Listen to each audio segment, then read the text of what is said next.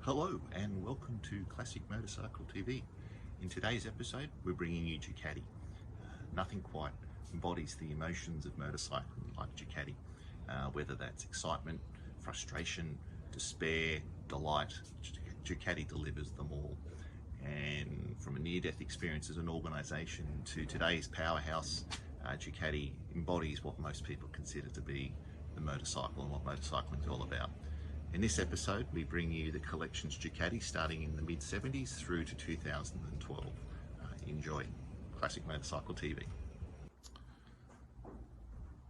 D. So now we've D for Ducati. So yes, because D comes after K. Yeah, sorry about that. Told you you could scroll ahead earlier on. So here's our Ducati collection. We are missing our 851. It is off having some gremlins sorted, but we'll start with the first one here, which is the 860 GT, the unloved orphan of the Ducati family. I think they're awesome. They're a great bike. 74 kickstart only, so this is one of the original ones. When we got this bike, it was a different colour.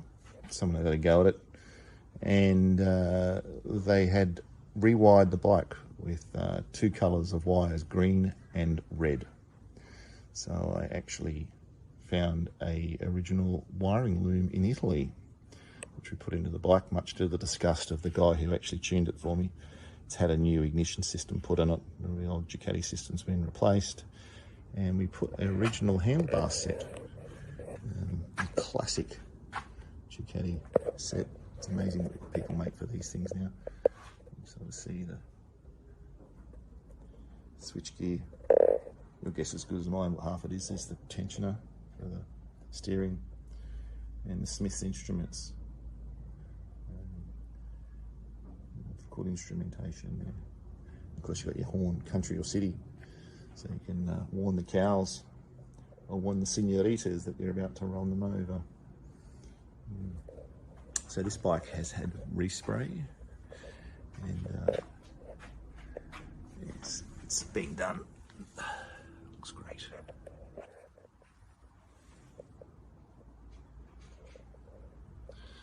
And sitting next to the 860 is the 500 SL Pantah.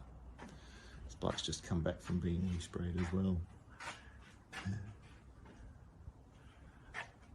So it's in the process of being final reassembly. Lovely little bike, light, nimble, 500 L twin belt drive. Of course, that's the difference between one of the differences between the 860 and the Pantah. Pantah introduces the ubiquitous belt drive L twin, whereas that's hairspring, and you can see the pipe, the tube running up the side there for the valve gear, to drive the valve gear. Again, very simple instrumentation, lovely colour scheme.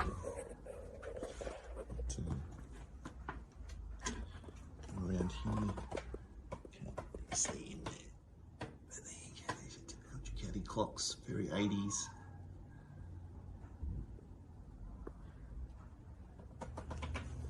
Not that you can see them anyway because it's so low down that you end up looking over the top of the fairing anyway.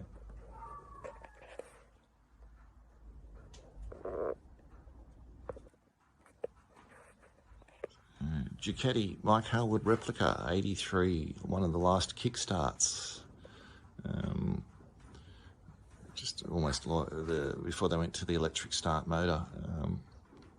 Last of the He-Man Mike Hailwood replicas. 900cc, it's a great workout for your right thigh when you're trying to kick the bike over. This bike has also had its ignition replaced. It caught fire.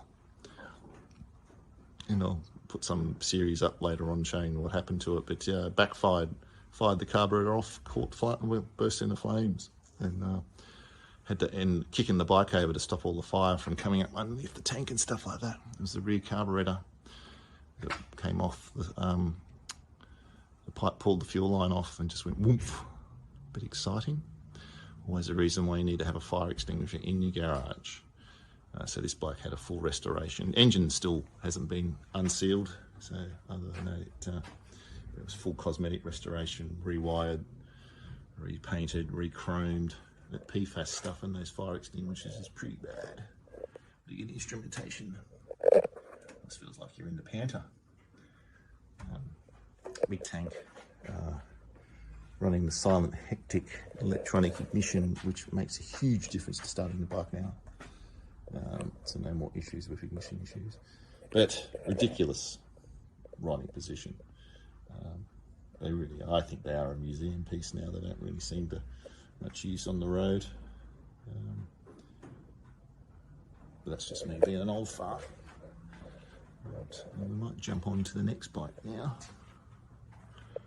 So this is a 1985 Ducati 750 F1.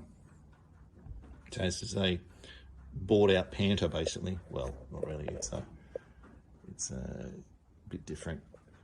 85. So this bike is actually one of the early series wet clutch, one of the first 100. They went to dry clutch after this, as most people know about the F1 will tell you. The other thing you can tell it's an early bike is it has the fuel cap on top of the tank rather than recessed in like they do. Ridiculously uncomfortable. You can sort of see from the fairing that you are in one position and that's it. And the other thing you can't really see from, because unfortunately where the bike is sitting, is the foot pegs, which are down there, are very high. So you are in a racer's crouch. This bike has been restored, had the engine rebuilt, but didn't get the fairings painted because they were in such good condition, didn't want to lose that original look. And we'll just have a quick squeeze. Again, the dash, a little bit different to the Hailwood and the Panther, starting to see a bit of a change. Different setup of the lights. Starting to look a bit more like the later bikes. So there you go. 1985 750 F1. A couple more Ducatis here. We have a 93 900 SS. Again, L-twin belt driven 900, carburetted. When this bike came into the collection, it was running racing carburetors, common conversion, but makes them go harder, but they run like a pig and makes them impossible to start. So we put it back onto the old McCuney carburetors and starts on the button. Not to everyone's taste, but great bike. A bit slabby, a bit slab-sided. Often you'll see these around when it's got the full fairing. I'll get a shot of the fairing in here. But often you see them with the half fairing as well. They did a 750 version of the bike. It's single seat, solo seat fairing on the back there as well. And customary Ducati red as required. Switch around and we can start to see the dash there.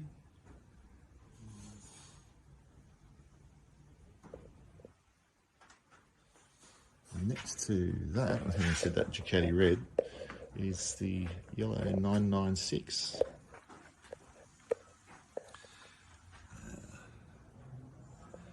So the middle of the road for the 900s, the 99 series.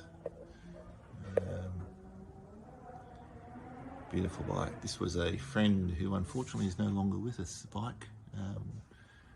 Looking after it for his wife. Had it resprayed, it had a fair bit of fairing damage and stuff to it, but it's in retirement now. Apparently, I have been informed that only 21 yellow bike 996s came to Australia. This is a genuine yellow one. Apparently didn't sell too well, everybody wanted red Ducatis. But it's got the Termi exhaust on the back. And, very nice. Very similar to the 748 in terms of dash and stuff like that. Beautiful bike. It's been a while cleaning that one up. In Rob's memory. Ducati 996.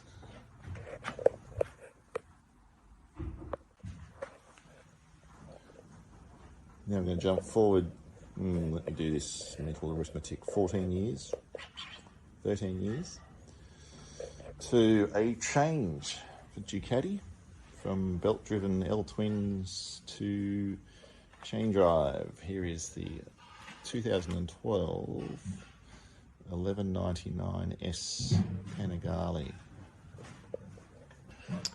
So this was a big change. This bike is a beast. And like most of the first series, pretty raw. Likes to cook your genitals, as anybody who's ridden one will know. But they were a brilliant bike. First of the bikes that started getting up towards 200 horsepower on the road. The S model, of course, runs all electronics. If we come around here, you can see it's got all the electronic suspension at the front. You can see there. TFT dash now, no speedos anymore. It's all lights up. It's all done by lights. And as you come down here, you'll see there's the rear suspension adjusters there. Why you need 36 levels on everything, I don't know, but somebody thought it was a good idea. And technology goes mad. But brilliant bike. I won't tell you it's only got 3,000 kilometres on it in 12 years, which is criminal. But it's not the most comfortable bike to ride, let's just say. But it sounds amazing. Sounds amazing. And the beautiful thing is with the exhaust, because they moved the exhaust from up the back under the seat to down here. If I can bend down and show you where the exhaust sit for those who have never seen one. And of course it's great if you need to clean all the grass off your driveway. You just ride your bike up and down the driveway a few times and it sweeps the driveway for you.